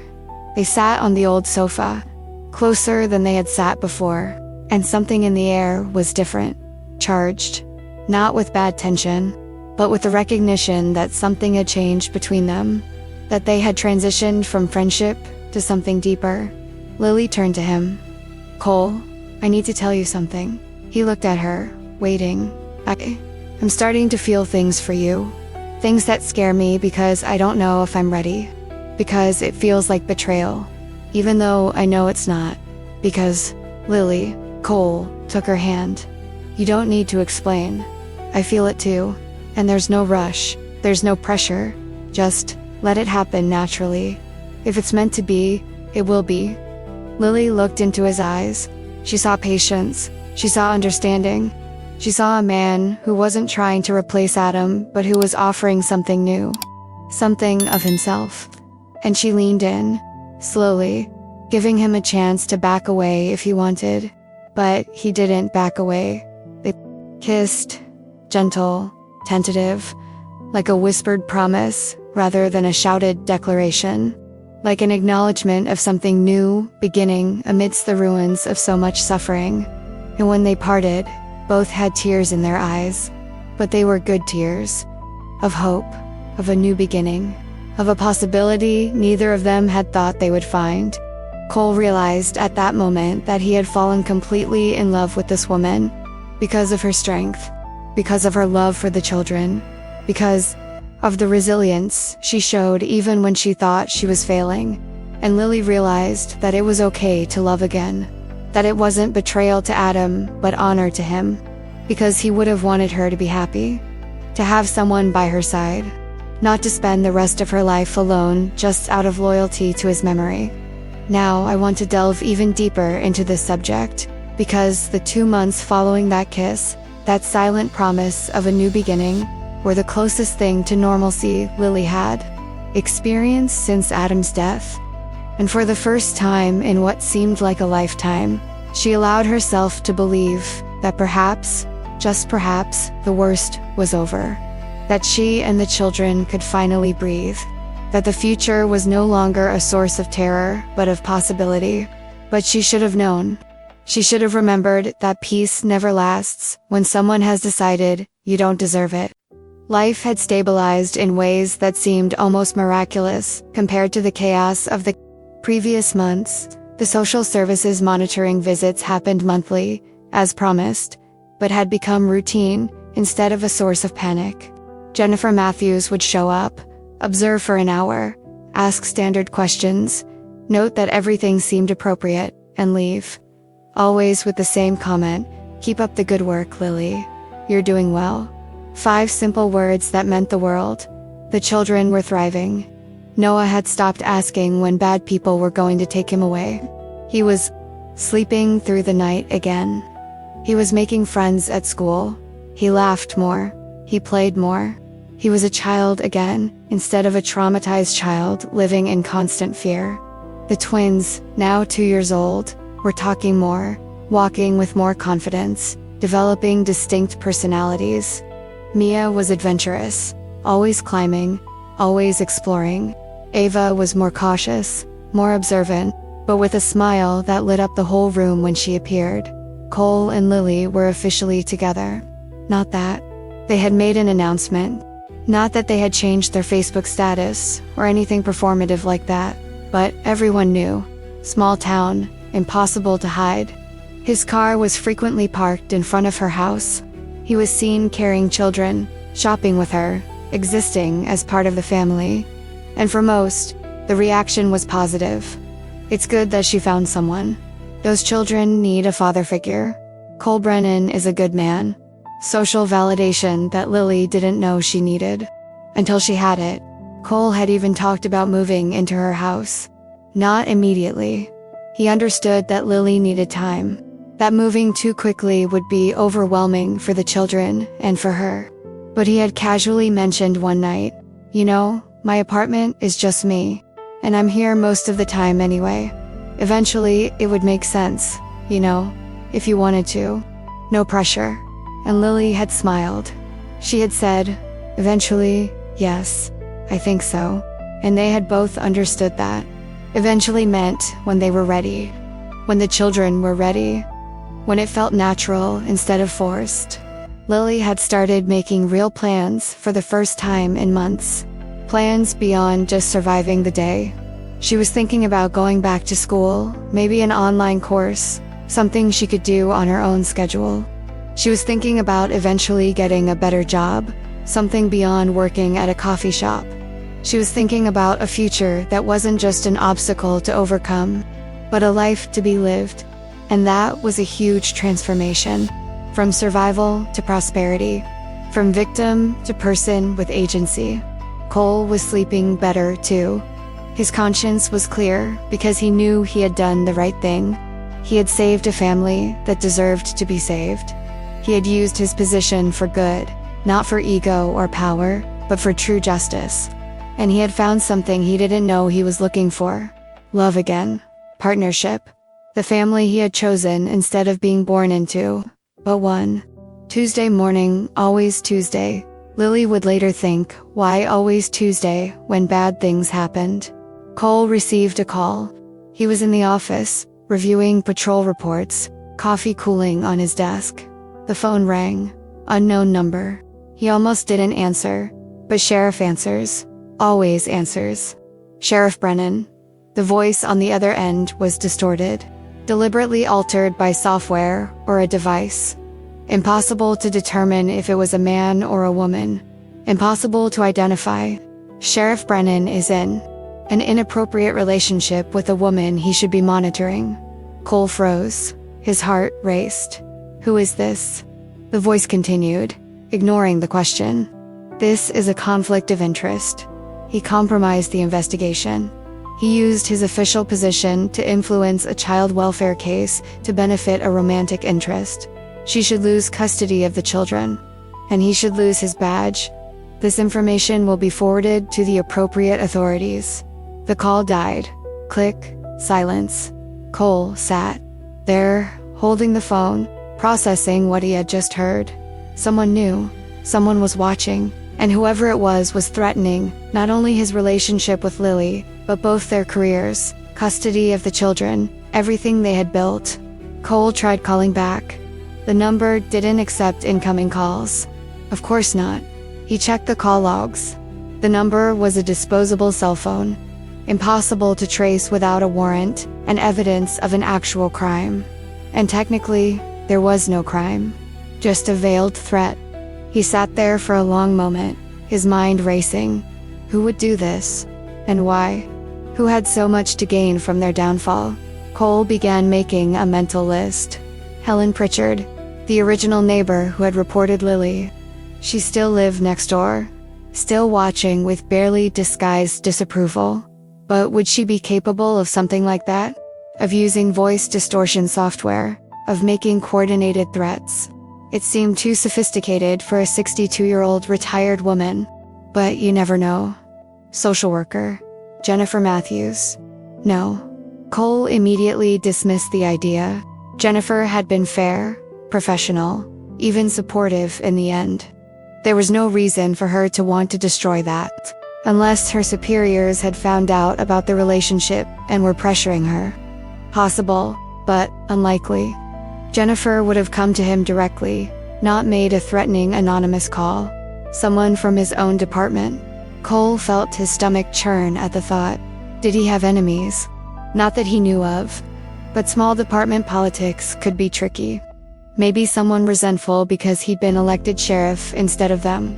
Maybe someone who thought he was compromising the integrity of his position by becoming romantically involved with someone from a case he'd handled. It was possible. And terrifying. Because if it was someone inside, they had access to information, resources, and credibility that would make accusations far more dangerous. Or was it someone completely different? Someone Cole hadn't even considered. Small towns had a knack for holding grudges, for nurturing resentment, for turning envy into vendetta. And Lily had been a target before. By Helen, by the system.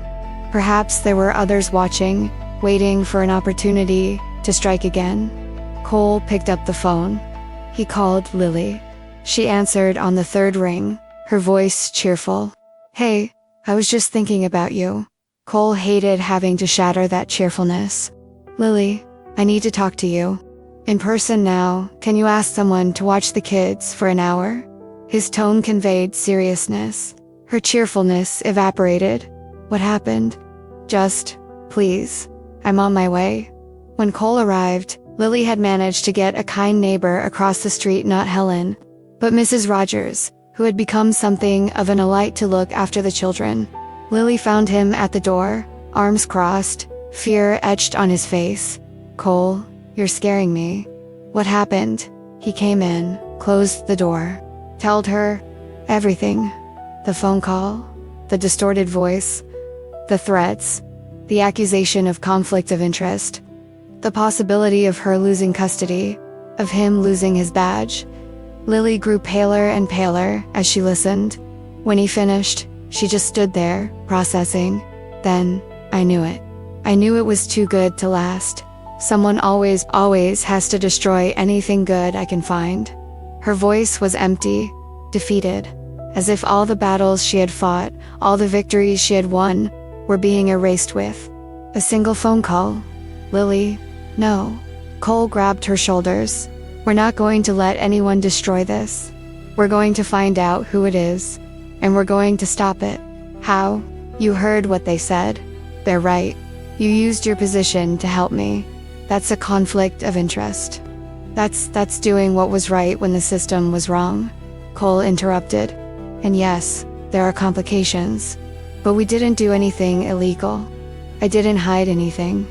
Our relationship began after the evaluation was already underway, and I never ever used official authority to compromise the integrity of the process. But they won't see it that way. Lily was starting to panic. Cole could see it. Her breathing quickened. Her hands trembled. They'll use this against me. They'll say I manipulated you, that I seduced an officer to get what I wanted. They'll take my children away. They'll Lily breathe. Cole pulled her into a hug. We'll find out who's doing this, and we'll stop before they do more damage, I promise. But as he held her, as he felt her body trembling against his, Cole realized the hidden truth they had both been avoiding. Someone was watching, had been watching probably for weeks, maybe months, documenting, gathering evidence, building a case, and whoever it was had the resources, sophistication, and motivation to want to destroy not only Lily, but Cole as well. The question was, who stood to gain so much from their downfall? And more importantly, what else? Did this person know? What other weapons did they have that they hadn't yet used? Now I want to delve even deeper into this subject, because what happened in the 48 hours following that call was a revelation none of them expected. Cole didn't just stand around waiting for the next attack. He went after the truth. He used every resource he had, some official, some not so much, to trace the origin of that call and the identity of whoever was behind it. And what he discovered was both surprising and completely logical when you thought about it. Cole started with the phone registration. A disposable number, yes. But every phone has to be activated somewhere, bought somewhere. He used contacts in the telecommunications department. He called on favors he had accumulated over the years, and he discovered that the phone had been purchased at a convenience store 3 towns away, paid for in cash. But stores have cameras. Cole drove there, identified himself, and asked for security footage from the date of purchase. And there, in grainy but unmistakable video, was Helen Pritchard, buying a disposable phone, trying to be discreet, but not discreet enough. Cole felt a mixture of validation and disgust. So it was her, the neighbor who had started it all with the original complaint, who had watched Lily struggle and chosen to attack instead of help, and now was trying to destroy the happiness Lily had finally found. Cole went to confront her. He showed up at her door with evidence. "We need to talk, Miss Pritchard." Helen tried to feign innocence. "I don't know what you're talking about. I have video of you buying a disposable phone. I have records showing that phone made threatening calls to me. That's harassment. That's obstruction. That's I did what was right." Helen exploded, her mask slipping. "You're compromised. You used your position to help that woman because you're sleeping with her. That's abuse of power." Cole kept his voice calm, cold. "My relationship with Lily began after the evaluation was already complete. I never misused official authority. But you made a false accusation. You used the system to harass your neighbor because, why, exactly? Because her house wasn't clean enough for your liking. Because children were crying. Because you don't like imperfection." Helen crossed her arms. "Those children deserve better. They have better. They have a mother who loves them more than anything, who fights for them every day. And now I'm going to tell you what's going to happen. You're going to stop. Immediately. No more calls. No more threats. Nothing more. Or I'll sue you for harassment and defamation. Understand?" Helen remained silent, but Cole saw defeat in her eyes. She knew she'd been caught, that she had run out of ammunition. "And for your information," Cole added, "Lily Carson is a better person you'll ever be, because she faces impossible difficulties with grace, while you sit at your window judging people who are doing their best. Shame on you." And he left. When he told Lily, she collapsed with relief. It was just her. It was just meanness. It was just meanness, Cole confirmed. "And it's over. She won't bother us anymore." Lily laughed through her tears. "Did we really do it? Is it really over?" Cole pulled her into a hug. "Yes, it's really over this time." And for the first time since it all began, they both believed it. The following months were a complete transformation. Lily completed her monitoring period without incident. Social services officially closed the case. Stable family. No worries. For words that changed everything. Cole moved into her house, slowly, bringing things little by little, becoming part of the family in a way that seemed inevitable. The children still called him Cole, not Dad. Too early for that, and they respected Adam's memory. But Noah started saying things like, "Cole, can you teach me? And will Cole be there?" So frequently that it showed a real connection. A year after that first knock on the social services door, Cole proposed to Lily. Simple. At home. After the children were asleep. "I want to make this official. I want to be a real family. Not because you need me, but because I need you. All of you." Lily cried. She said yes. And she realized she had gone from being a survivor to a thriving person. That she had not only rebuilt her life, but built something new. Something better. Look, if you've made it this far with me, if you've felt every moment of this journey with Lily and Cole, you know this story is about much more than romance or a failing system. It's about resilience. About not giving up even when the whole world seems to be against you. About finding allies in the most unexpected places. And about how sometimes the right person appears exactly when you need them most. If this kind of story resonates with you, if you want to continue following narratives like this, deep, real, about people fighting and winning against impossible odds, Subscribing here is the way to continue walking with me. And I need to know, are you with Lily? Do you believe that mothers struggling alone deserve support instead of judgment? That people like Cole exist and make a real difference? Then comment below. I'm with you until the end. Let me see how many people truly understand the weight of this journey and are willing to defend families that the system often fails. If this touched you in any way at any point, you felt the injustice, the fear, the relief, the love growing slowly but inevitably, leave a like so I know. Because these stories matter, these connections matter, and knowing that there are people on the other side who feel this so deeply, that makes every word worthwhile. And there's a video here that continues in the same vein. Another story of someone being unfairly judged, fighting against a system that should protect them, but finding strength and love where they least expected it. Click and follow me there. Because these journeys never truly end. There are always more stories to tell. There are always more people who need to be seen. And I want you with me for all of them.